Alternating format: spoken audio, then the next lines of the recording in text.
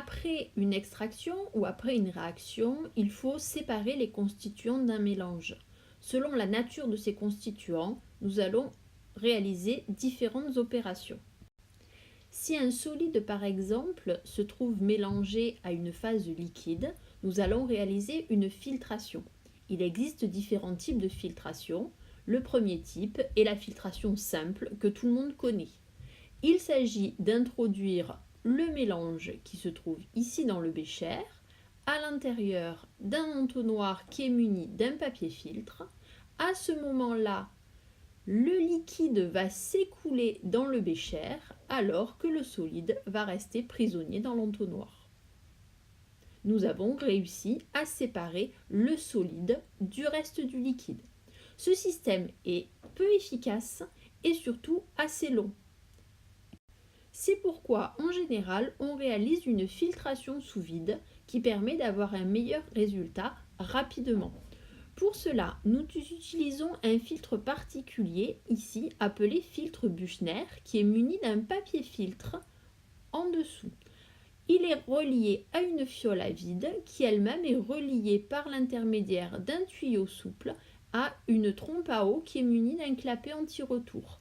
Cette trompe à eau va créer une aspiration dans le tuyau souple et va aspirer l'air qui va se trouver dans la fiole à vide. Automatiquement, le mélange qui va se retrouver, que l'on va déposer dans le Büchner, va être filtré, c'est-à-dire que le liquide va être aspiré dans la fiole à vide, alors que le solide va rester prisonnier dans l'entonnoir Büchner. Nous avons alors réalisé une filtration appelée filtration sous vide, ou également filtration sous pression réduite, ou également filtration Büchner. Pour séparer deux liquides qui sont non miscibles tels que l'huile et l'eau, nous allons utiliser une ampoule à décanter. L'ampoule à décanter permet de récupérer d'un côté l'eau et de l'autre côté l'huile après avoir réalisé ce que l'on appelle une décantation. Les deux liquides vont se positionner dans l'ampoule à décanter de manière à ce que l'eau qui est le plus dense se trouve en bas et l'huile le moins dense se trouve en haut. On récupérera donc en premier l'eau et ensuite l'huile.